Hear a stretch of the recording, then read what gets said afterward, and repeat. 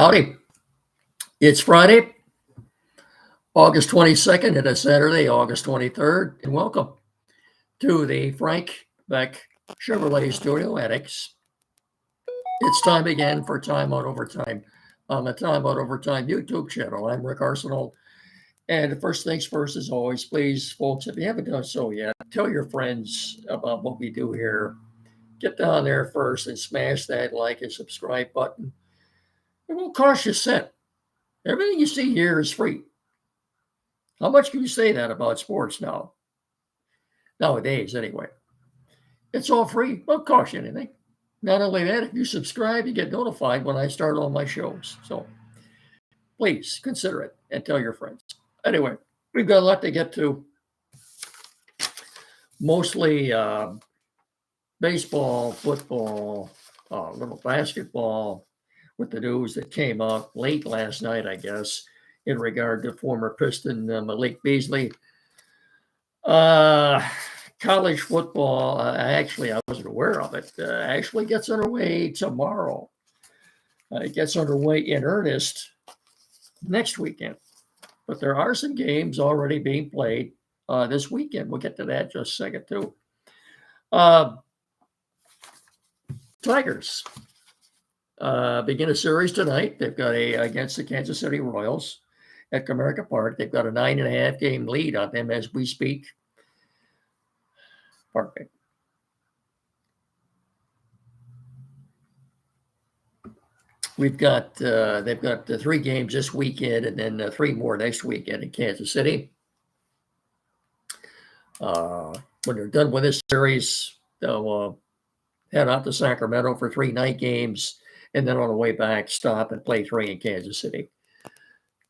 Before beginning a 3-game series at Comerica Park, it starts on Labor Day against the Mets, and then the White Sox are in after that. Then they go to New York to play the Yankees, and then the Marlins.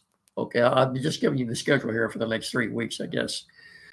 As we speak, the Tigers are 76 and 53. As I said, they've got a 9.5 game lead on the Royals, 10.5 on the Guardians. Who are the Guardians playing this weekend? I just saw that this morning, was looking at that, and I'm drawing a blank right now. Who are they playing this weekend? Anyway, they're 10.5 back. It'll come to me, don't worry. So the pitching matchup for tonight. Casey Mize will be attempting to win his 13th game tonight. He's 12-4 with an ERA of 3.63. He'll be opposed by the Royals. Leon Bergert, Bergert. He's 1-1 with an ERA of 2.75. That name is not familiar to me. I have a hunch that he was recently called up from the minor leagues, just being 1-1. No, and then tomorrow night in a 6-10 game, Michael Wacha, the veteran right-hander for the Royals, he's 3-9 with an ERA of 3.34. Chris Paddock for the Tigers, 4-11 with an ERA of 5.10, and then the finale Sunday, Seth Lugo for the Royals. He's 8-6, 3.73 versus Jack Flaherty, 7-12, 4.51 for the Tigers. Boy, pardon me.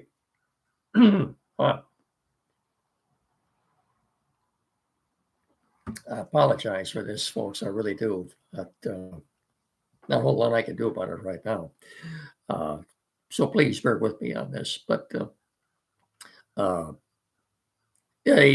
Tigers have picked it up with the bats recently. Pitching has been better. Again, as I said, Jack Flaherty is pitching Sunday. If he follows the pattern that he has been following,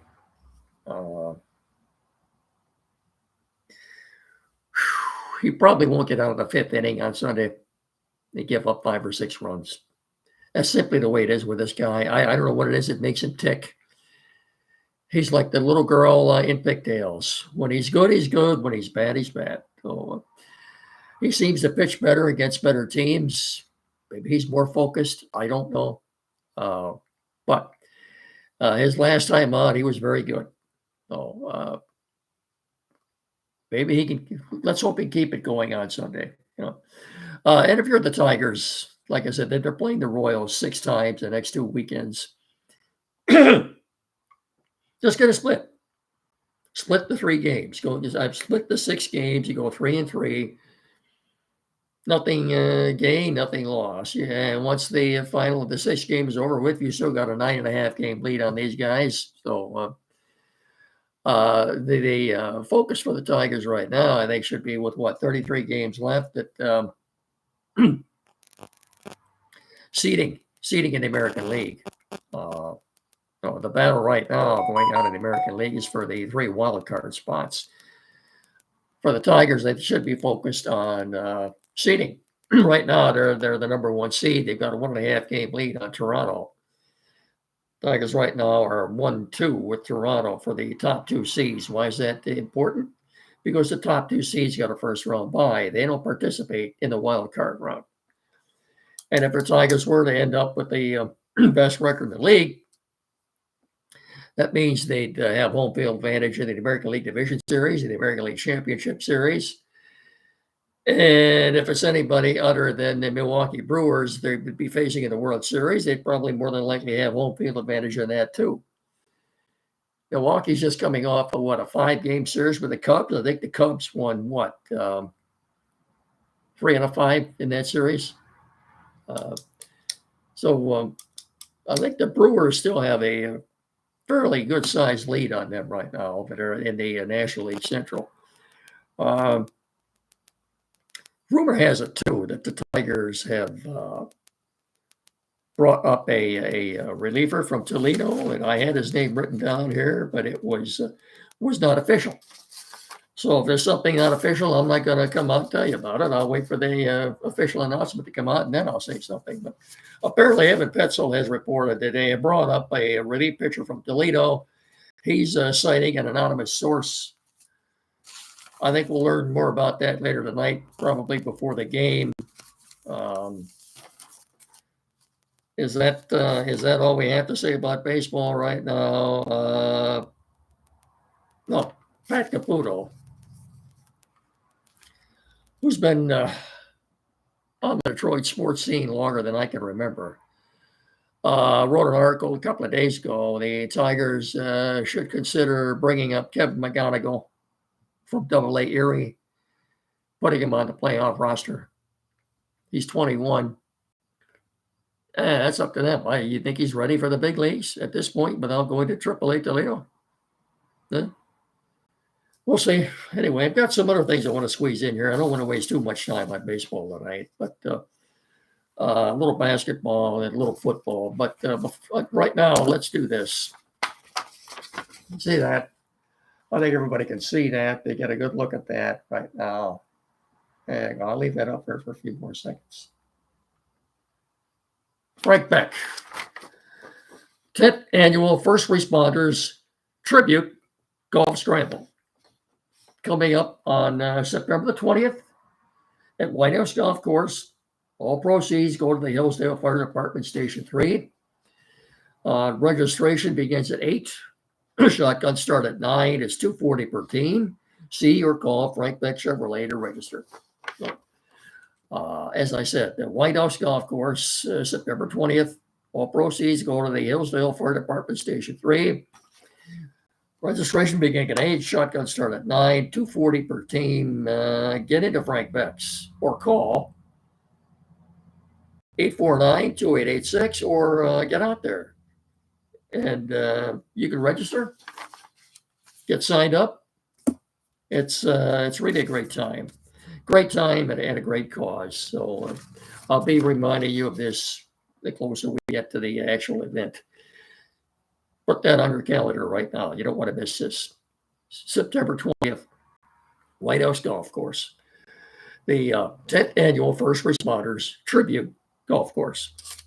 I can promise you a good time. Good time for a good cause. And Chevy Drive, Southern Michigan, Chevrolet together, let's drive. And of course, Frank Beck Chevrolet is the #1 selling Chevrolet dealer in our immediate tri-state area.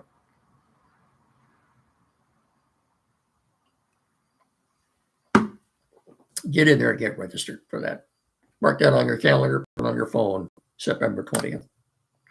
We're also brought to you in part by Barrett Insurance in downtown Jonesville at the corner of M99 and US 12, 517-849-1000. Barrett, that's barrettins.com. Barrett Insurance, protecting your dreams.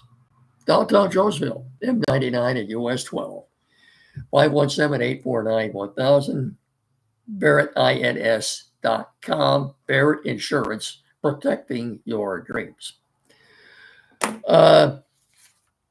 We came out late last night. Former Piston, Malik Beasley has been exonerated. He's been cleared of the investigation that the feds were doing on him in regard to gambling. This is something that went back to the 2024 season, apparently, when he was, still with the Bucks yet. This poor guy, and not the fact that he's been exonerated, but prior to this all coming out, the Pistons had a multi-year, $42 million deal on the table that they were going to offer him. And that's gone. They pulled that off the table. Now they spent that on other players. If you're a Piston fan, would you like to see him back? Like this poor guy, remember, this was not an investigation by the Pistons or the NBA. This was the FBI. And now they're telling us he's been cleared of any wrongdoing. His name has been raked through the mud. I don't think it was fair to him. Not only were we made aware of this gambling thing, all of his personal financial issues came to the forefront, were made public. I don't think that was fair to him. Like I said, this poor guy's name has been raked through the mud, and thankfully he's been exonerated of any wrongdoing, cleared of any wrongdoing. And it's my understanding that the several NBA teams have had contact with his representatives. Another thing I'm not sure about.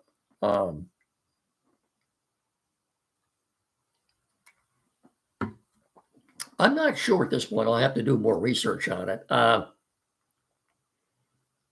If he's still a restricted free agent yet, or free to sign. By that I mean, if another team were to make him an offer, if the Pistons would have right to match that offer.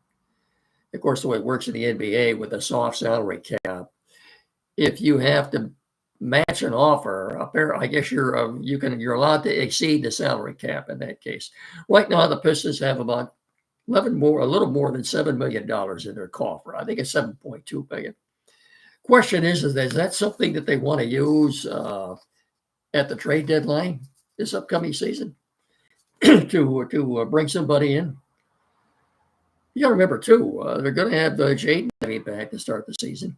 They went out and got Duncan Robinson from Miami, a 3-point shooter. I just think you can never have enough 3-point shooting. Like baseball, you can never have enough pitching. If there were a way to bring him back, I'd like to see the Pistons bring it. If they were to bring Malik Beasley back, I'd have to say the Pistons, not only would they win 50 games this year, they'd have a very good shot of getting to the Eastern Finals. I really do. And then you got Jaden Ivey back. You got Jalen Duren with another year under his belt. You got a superstar. I don't think he's budding anymore. You got your own superstar now in Cade Cunningham. I'd like to, if it were at all possible, I certainly hope this is something the Pistons look into. I really do. Anyway, let's do this, and then we'll finish up with football. As you know, this show wouldn't be possible without the assistance and knowledge and patience of one Tim Lindley at Quality PC in downtown Hillsdale, 37 Walton Street, directly across the street from Bad Jack's Automotive. Tim's the man. He and his frat staff in there, capable of resolving any technical issues you have. This is the only place in our area to go for tech assistance, anything, sales, service, 517-610-5372, anything, computers new or used, Big flat screen TV mounting programming setup. Perhaps you're changing internet providers. You need that installed. Printers, new or used, anything at all. Get in there and see them. The only place to go for tech services in our area. Quality PC, downtown Hillsdale. 517-610-5372, 37 Walton Street, directly across the street from Pat Jack's Automotive. You get in there and tell them me and Miggy sent you, will you? Thank you very much. Finishing up with football.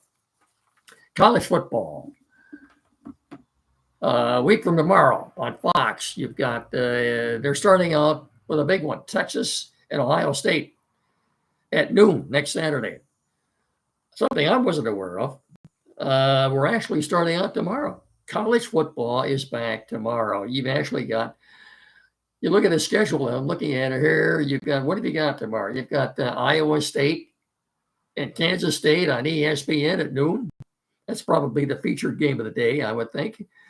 6:30 tomorrow night on Fox. You've got Fresno State and Kansas. ABC tomorrow night at 7:30. North Carolina Central versus Southern. Yeah, on ABC tomorrow night at 7:30. Also at 7:30 tomorrow night on CBS at Paramount, you've got Stanford at Hawaii. Leave already from noon. From noon all the way, well, what do you want to say, to 11 o'clock or midnight tomorrow? On all the major networks, look here. Well, ESPN, Fox, ABC, and CBS. You got college football all day tomorrow already. You don't have to wait till next week. Although it starts in earnest around here next week with Michigan hosting New Mexico at the Big House in prime time next Saturday night. And then a week from tonight at Spartan Stadium, Michigan State taking on Western. But football in the air tomorrow already. And of course, locally, high school football gets underway next Thursday night. It's funny how the weather seemed to change right on cue when footballs are about to start flying in the air. You've got this. Anyway, so you've got, looking at that schedule, I'd say that Iowa State, Kansas State is probably the featured game of the day tomorrow. That's at noon on ESPN. Also, I think Fresno State at 6:30 on Fox. Fresno State and Kansas should be a pretty good matchup. I don't know about Stanford and Hawaii, North Carolina Central versus Southern. Anyway, college football is back, and it's great to have it back. It really is. As you saw in the headlines,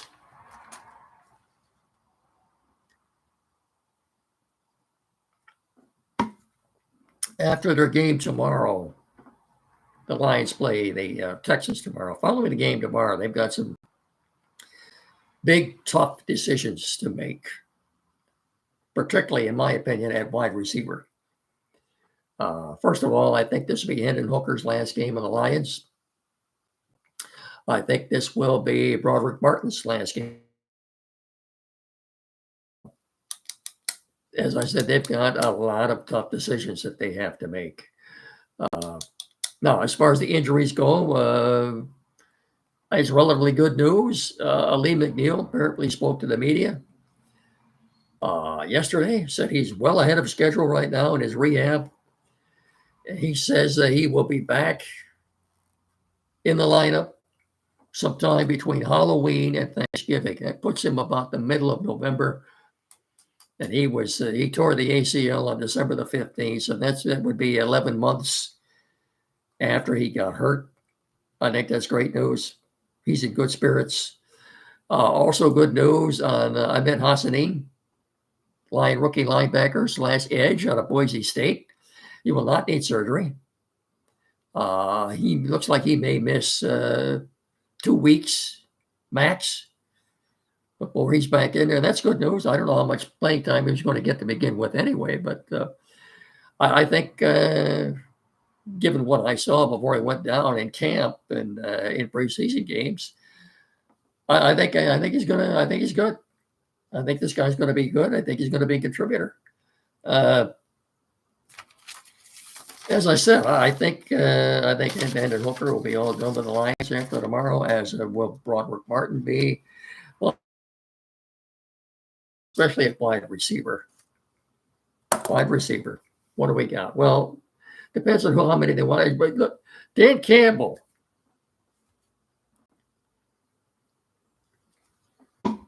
When he spoke to the media before the game yesterday, before the practice session, depth, and more depth, and they're not going to carry three quarterbacks like they did last year. That's not going to happen. What they had last year, Goff and Jake Fromm and Hooker, I think. No, not this year. They can't. He stressed that word depth yesterday. They must have enough depth, and they're not going to carry three quarterbacks. They only carried 4 wide receivers last year. It just depends on how many they're going to carry this year. But to me, that's where the really tough decision works out. Let's look at this. St. Brown and J-Mo, of course, are in. And Khalif Raymond. Okay, that's 3. You're going to carry 6. You're going to carry 6 wide receivers. Tesla is certainly in. Isaac Tesla. Okay, that's 4. Like I said, you're going to carry 5 or 6. My gut feeling is they're going to carry 6 receivers this year. So that leaves Tim Patrick and Jackson Meeks and Dominic Levitt. 3 players for 2 spots. Could go on the practice squad before you could put a player on the practice squad. Other teams in the league have 24 hours to claim him. 24 hours to claim him.